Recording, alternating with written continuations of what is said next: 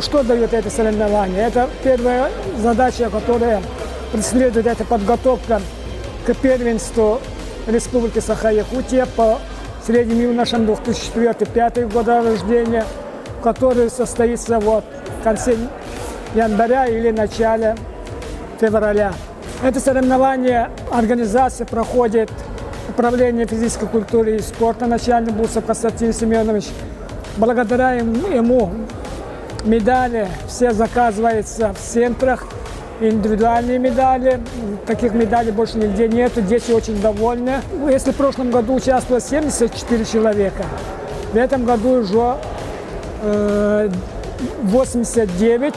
И плюс со севера участвовали, это с моего родного Улуса приехали, с Анабатского Улуса. Это очень рад, география расширяется. Ну, хотим, чтобы еще в следующем году еще и поярче были соревнования, где-то все равно огрехи есть. Хотим, чтобы расширилась география проведения наших соревнований. С югов мы хотим, именно с Ленского Улуса, города Неринги, города Алдан. Вот приглашаем их в эти соревнования. Спасибо.